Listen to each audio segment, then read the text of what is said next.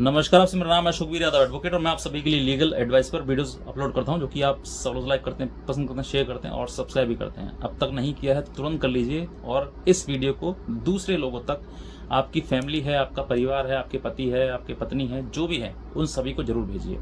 जो महिला मुकदमा दर्ज करवा के अपने मायके में रह रही है और पति आने के लिए उसको प्रताड़ित किया जा रहा है और वो दर भटक रहा है, वो लोगों से मदद मांग रहा है, कह रहा है कि मैं मेरी पत्नी को मैं चाहता हूँ कि मेरे घर पे आकर रहे, लेकिन वो एक ही काम कर रही है, ना आ रही है ना छोड़ रही है, सिर्फ और सिर्फ मुकदमा ही दर्ज करवाई जा रही है। तो ऐसी महिलाएं भी इस धरती पर हैं जो इस तरीके की चीज़ें उनके सामने रहती हैं कि वो सिर्फ और सिर्फ मुकदमे पे ज़्यादा फोकस करती हैं। उनको पति की कोई परवाह नहीं है, पति जिए मरे या कुछ भी हो जाए उसकी कोई परवाह नहीं है। सिर्फ परवाह किसकी है कि मुझे टाइम पर, डेट पर पहुंचना है कोर्ट में और अगला मुकदमा फिर आपको डालना है। तो आपको ऐसी पत्नियों की, ऐसी महिलाओं की जो आपके ऊपर झूठे मुकदमे दर्ज कर रहे हैं, उनकी परवाह ही क्यों करनी है?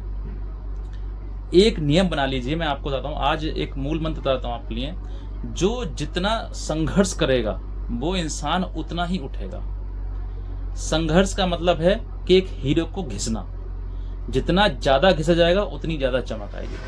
अब आप ये सोच रहे हैं कि सर मैं ये सोचूं कि भाई मेरे ऊपर मुकदमे हो तो मैं घिसा जा रहा हूं, क्या मुझे मेरे में चमक आ रही है? आप उस प्रकार से मत सोचिए।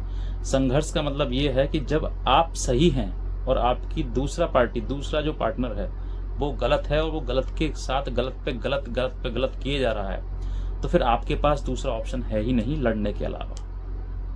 ये मैं कहना चाहता हूं। तो इसी ऐसे समय पर जहां पर आपको ये लग रहा है कि पत्नी बार बार मुकदमा दर्ज करवाई जा रही है, क्योंकि उसके पास कानूनी अधिकार है, आपके पास कोई नहीं है।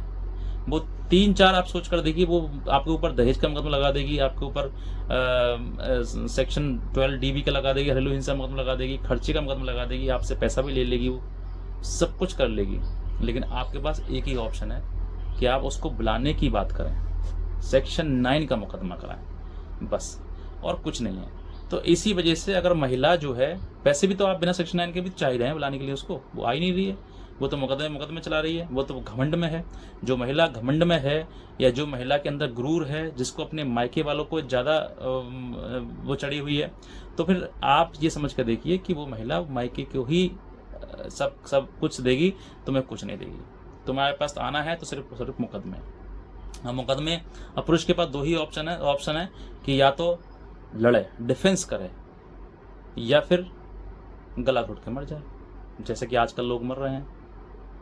मैं आपको कुछ एडवाइस नहीं कर रहा हूँ उसके लिए, बस यही बता रहा हूँ कि आपके पास यही दो ऑप्शन है। डिफेंस करना, आप डिफेंस कर सकते हैं, उसके ऊपर कोई और चीज़ें नहीं कर सकते हैं। आप डिफेंस कर सकते हैं, लड़ सकते हैं और उसके लिए उसको बुलाने का मुकदमा कर सकते हैं। बस यही चीज़ें हैं और कुछ नहीं कर सकते हैं। तो इसीलिए जब आप कुछ कर ही नहीं सकते हो तो डिफेंस करिए और जीत जान से करिए। मैं कहता हूँ आप संघर्ष करिए, लड़िए। कानून महिलाओं के लिए बनाया गया है, कहीं ना कहीं पुरुष इस चीज़ में पीड़ित हो ही रहा है, ये बात फैक्ट है। लेकिन एक ना एक दिन समय ऐसा आएगा कि ये चीज़ें सब बदल जाएंगी। जब इतना आज के टाइम में आप देखिए हर जगह रश मिलेगा, चाहे थाना हो, महिला थाना, चाहे कोर्ट हो, हाई कोर्ट हो, मेडिसिन सेंटर हो, हर जगह महिलाओं की और पुरुषों की, पतियों की ही भरमार है। तो सोच कर देखिए, क्या इतना प्रताड़ित किया जा रहा है? ऐसा कोई परिवार, कोई पति पत्नी का संबंध बता दीजिए जिसमें लड़ाई झगड़ा ना होता हो, जिसमें कहीं ना कहीं आजकल ना तो कल वो अपनी पत्नी को किसी गलत वजह से डांट ना दिया होता हो। ऐसा कोई परिवार नहीं है। लेकिन आज के समय पर अगर पत्नी को अगर तुम डांटते हो, उसको कुछ कहते हो, तो सिंपल उसका मतलब यही है कि तुम उसका घरेलू हिंसा कर रहे हो। वो जाएगी कोर्ट और मुकदमा दर्ज करवा देगी और हो जाता है आसानी से। तो ये चीज़ें जो है, अगर आपके सामने ये समस्या है कि सर मुकदमा करे जा रही है और वो ना आ रही है ना छोड़ रही है, तो फिर आपको अपना रास्ता अपनाना चाहिए, अपना भी एक रास्ता निकालना चाहिए कि भाई जो आ नहीं रही तो मुझे क्या करना है। हर बात वीडियो पर नहीं बताई जा सकती है आपके लिए, हर चीज़ें आपको ऑन वीडियो नहीं समझाया जा सकता है। कुछ चीज़ें होती हैं जो उनको साइड में बताया जाता है। तो इसलिए मैं आपसे बता रहा हूँ कि आप जो है चीज़ों को समझिए कि अगर महिला ने मुकदमे कर रही है तो करने दीजिए। आपने कौन सा प्रयास नहीं किया उसको रखने का। अब आप सोचेंगे सर मैं तो इस चीज़ से निकल नहीं पाऊंगा, जीवन भर नहीं निकल पाऊंगा, तो फंसे कहाँ पड़े हो आप? सोच है अपनी अपनी। अगर आप सोच लिया आपने कि मैं फंसा हुआ हूँ तो फंसे हुए हो साहब। आपने सोच लिया कि मैं तो आज़ाद हूँ तो आज़ाद हूँ। ये थिंकिंग है आपकी, जो सोचोगे वही बनोगे, जैसा सोचोगे वैसे ही बन जाओगे, आज ना तो कल बन जाओगे। इसीलिए मैं कहता हूँ पॉजिटिव सोचिए इन सब चीज़ों में। अगर वो मुकदमा कर रही है, करते रहो करते रहो करते रहो। जितना मुकदमा करेगी उतना ही गहरा गड्ढा वो अपने लिए खोद रही है, तुम्हारे लिए नहीं। जो इंसान दूसरों के लिए बुरा करता है, दूसरों को फंसाता है ना, वो खुद फंस रही है। वो जीते जी मुकदमा चलते चलते कभी भी शादी नहीं कर सकती दूसरी, और करेगी तो और ज़्यादा बुरी तरीके से फंस जाएगी। तो वो आप इस चीज़ पे ध्यान मत दीजिए। आपका काम था बुलाने का, उसको रखने का, उसको नहीं आ रही है, नहीं रह रही है, तो तुम्हें चिंता किस बात की? तुम्हारी तो कोई गलती नहीं है ना।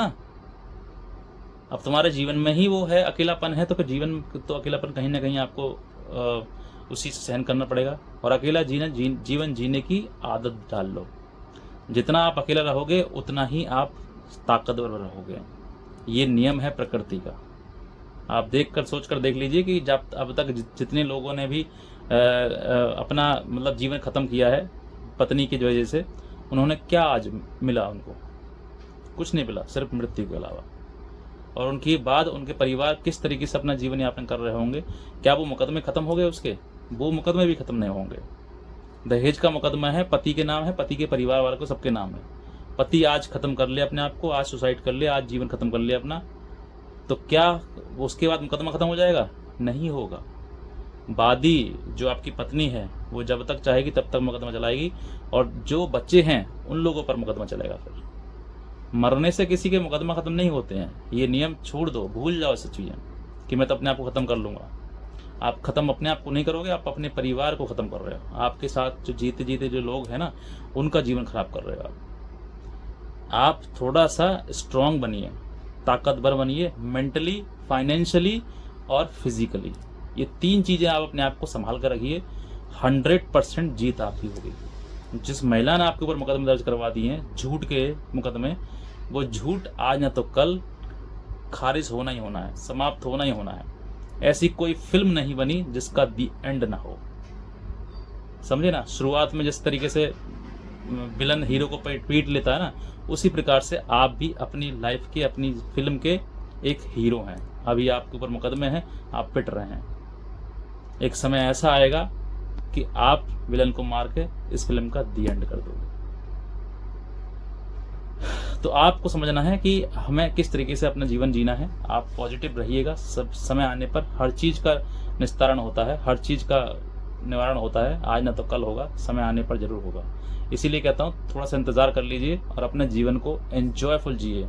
कोई मुकदमा कर रहा है करने दो, जो कर रहा है करने दो, आप झेलने को तैयार हो जाओ। और उसको आप सिर्फ और सिर्फ आपके लिए बेहतर तरीका है कि आप कानूनी रूप से स्ट्रांग रहें। कानूनी रूप से हर तरीके से आप जहाँ पर भी वो जैसे भी लड़ाई लड़ रही है उस लड़ाई के खिलाफ आप चलते रहें। और उसको कहीं ना कहीं आप जहाँ पे भी आपको लगता है कि हाँ ये चीज़ें हैं, तो उसको ऊपर हाई कोर्ट है, हाई कोर्ट में ऊपर चैलेंज करें। कहीं ना कहीं मतलब आप प्रक्रिया से कानूनी रूप से आप बने नहीं, कानूनी रूप से आपकी कोई फॉल्ट नहीं होना चाहिए। आप सही है तो सही बने रहें। बस मैं इतना कह जाऊँगा। अगर आप नए हैं सब्सक्राइब कर लीजिए। और एक हमारा व्हाट्सएप ग्रुप है जिसको इस पर मैं लीगल अपडेट वगैरह आपको देता रहता हूँ, तो उसका लिंक मैंने इसी वीडियो के नीचे डिस्क्रिप्शन में दिया हुआ है, उसको आप क्लिक करके फॉलो कर लीजिए। भविष्य में आपको लेटेस्ट जानकारी, अपडेट्स और जजमेंट प्रोवाइड होते रहेंगे। बस मैं इतना कह जाऊँगा। आज का वीडियो देखने आपसे बहुत धन्यवाद।